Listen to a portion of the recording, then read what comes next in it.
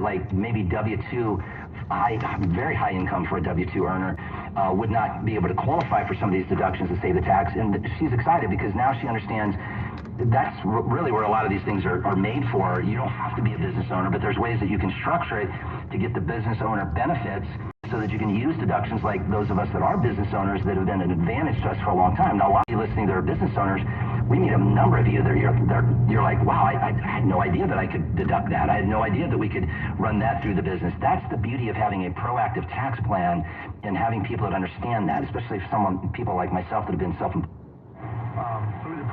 Arrested, released on bond, and later expelled from the university. And finally, HBCU, Florida A&M University, will unveil a statue of Frederick Humphreys, one of its most respected presidents, during its homecoming celebration. The statue unveiling is scheduled for Homecoming Week, October 12th through the 19th. The campaign to honor Humphreys began years ago. In December of 2021, FAMU launched a fundraising campaign to raise around $350,000 to commission the statue. The same year, Humphreys passed away. I'm Mike Moore, along with Nicole Deal on your home for 24/7 News, the Black Information Network. What happens next? Obama weighing in, calling what's happening dangerous, pointing out how it was Republicans who criticized cancel culture. Happens here. The Georgia Department of Corrections is investigating the death of Shaquita Vaughn, a black mother whose body was found decomposing in a hot, poorly ventilated cell. Our voice can be heard. What we saw in Texas was that an entire black and brown district was just gutted. The Black Information Network. Marking 5 years of community-centered news. The Black Information Network. DFW's BIN. From Oak Cliff to Uptown. Your money on the Black Information Network. A trip to the grocery store is hitting wallets harder. Prices rose near 3% from last year, the biggest monthly jump since 2022. Experts say 3 things are driving it: tariffs, climate change, and labor shortages. Tariffs especially matter. From coffee to produce, higher import costs are being passed straight to customers. And it's not just higher prices, it's shrinkflation too, paying the same for less.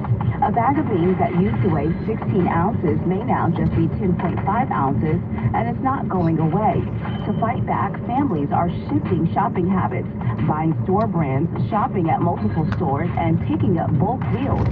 Consumer advocates say make a list, don't waste food, and use loyalty programs and coupons to stretch every dollar.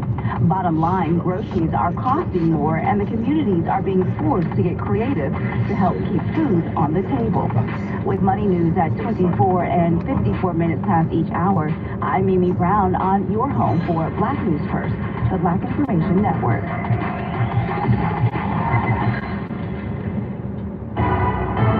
Get Black business news every 30 minutes on the Black Information Network.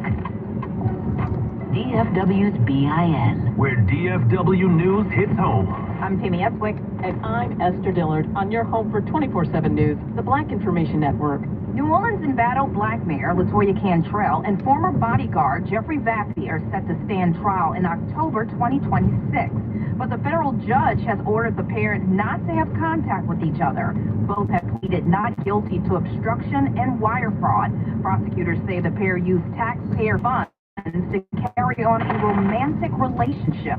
This is getting national attention. Fox 8 spoke to a professor, Robert Hogan, who works in the political science department at LSU. I think they're holding out on it because it is, it deals in some way with a lot of her personal failings. Of course, the other reason is the fact that this is the 20th anniversary of Katrina. A lot of people the news media has been paying a lot of attention nationally to Louisiana and to New Orleans. A 24-year-old black man accused of killing a former Park High School coach is back in jail on federal gun charges.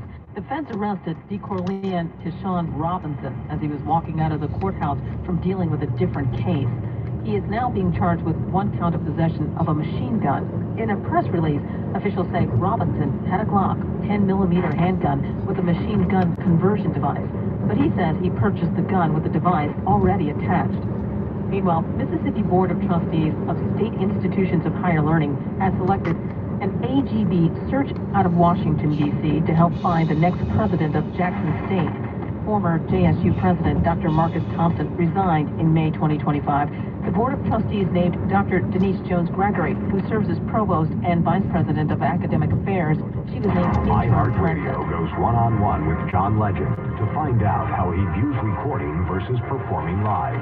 When I'm writing the songs and arranging them, I don't really think too much about the live show because I figure the recording is we're trying to capture that moment and make it an amazing moment and then string together a bunch of amazing moments to make 50 great minutes of music. And then the job of the show is to translate all of my material into a great 90 minutes to 2 hours of material. You're trying to accomplish different things in a live show than you are on the record, and don't be kind of beholden to one side when you're doing the other side.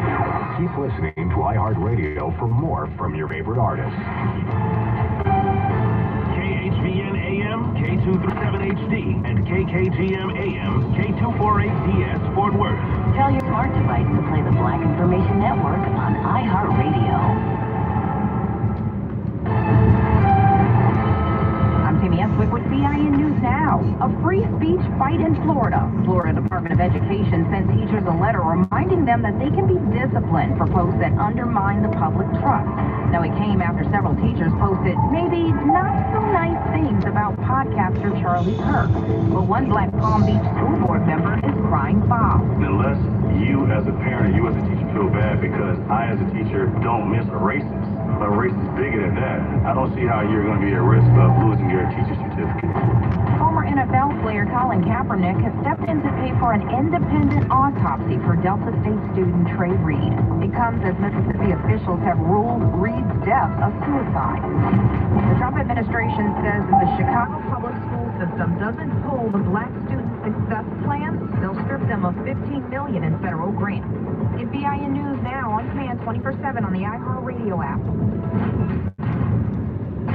I'm Kevin Brown on your home for 24/7 News, the Black Information Network. Words uttered by one member of the Palm Beach County School Board in Florida are making news for the wrong reasons. Black District 7 Representative Edward Ferguson was referring to a letter from the State Department of Education that warns teachers who may celebrate the assassination of Charlie Kirk online. I'm thinking unless you as a parent and you as a teacher feel bad because I as a teacher don't miss a racist. A race is bigger than that. I don't see how you're going to be at risk of losing your teacher certificate. Ferguson admitted he wasn't aware of the Turning Point USA founder until his assassination, but has watched some videos. He also linked Kirk with Adolf Hitler. There are calls for him to step down, but Ferguson says he won't do that. You know, when we talk about the Holocaust, I've yet to hear a person of the Jewish faith say that I miss Adolf Hitler. Vice President J.D. Vance is offering to send the National Guard to Detroit to crack down on crime. He made the offer to Michigan Governor Gretchen Whitmer, a Democrat, during a speech in Howell. Gretchen, we are happy to send the National Guard to Detroit, Michigan. All you got to do is ask. Michigan Democratic Party Chairman Curtis Ertel said that would violate the Constitution and state sovereignty. It would be an embarrassment here, just like it's an embarrassment anywhere else they do it. The office of Detroit Mayor Mike Duggan says homicides, shootings, and carjackings have had record declines and defended the progress being made. 2 black students face disciplinary action for their commentary on the death of right-wing podcaster Charlie Kirk, who was shot and killed in Utah. The first incident occurred at Texas Tech University, where a student disrupted a vigil for Kirk with taunts about his death. The second incident took place at Texas State University, where a student mocked Kirk's death during a campus memorial event. Both students have been disenrolled from their respective universities. The Texas Governor Greg Abbott calling for disciplinary action in response to the incidents. The incidents have sparked widespread attention and controversy, with other individuals facing consequences for their reactions to Kirk's death. The death of Delta State University student DeMont Trayvon Trey Reed in Mississippi, who was found hanging from a tree on campus, has left students questioning what happened. Witnesses reported seeing Reed upset the night before his death, sparking concern about his well-being.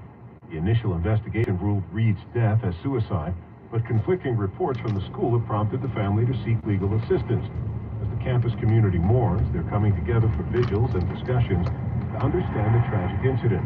The Mississippi Bureau of Investigation is involved in the case, providing updates to concerned students. Actor and comedian Marlon Wayans spoke out about the recent suspension of Jimmy Kimmel's late-night show, drawing parallels between Kimmel's situation and the systemic silencing of black entertainers. Wayans emphasized the need for courage and resilience in the face of adversity, framing the suspension as the new beginning rather than a defeat. He referenced historical examples like performers like Dick Gregory and Eartha Kitt, who faced backlash for speaking out against injustice. Wayans' comments sparked a range of reactions on social media, with some users highlighting the irony of a mainstream white entertainer facing professional consequences similar to those experienced by black voices. I'm Kevin Brown on your home for Black News First, the Black Information Network. The news Black America trusts. The Black Information Network. DFW's BIN. Loud, local, locked in. The 23rd of August is recognized in many countries as the International Day for the remembrance of the transatlantic slave trade and its eventual abolition.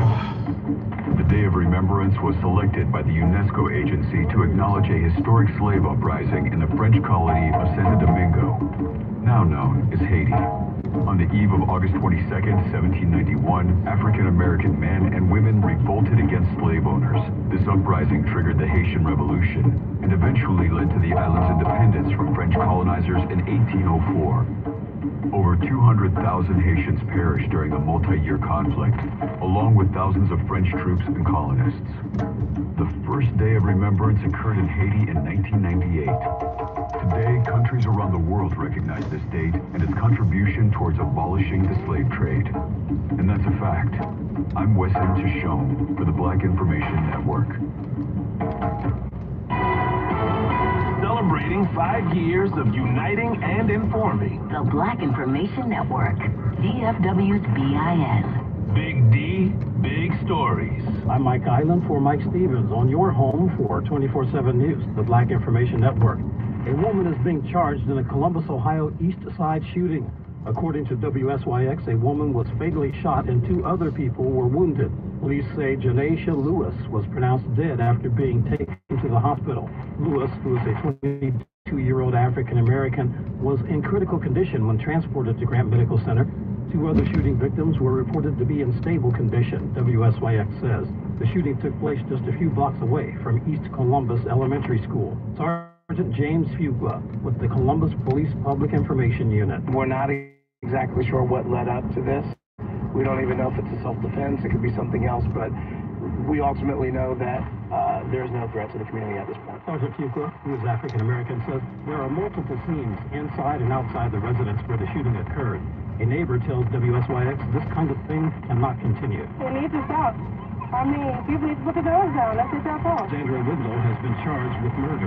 And WSYX reports police say they believe an argument sparked the gunfire. 3 correctional officers and their former supervisor are facing charges after an inmate was allegedly beaten in Philadelphia 5 years ago.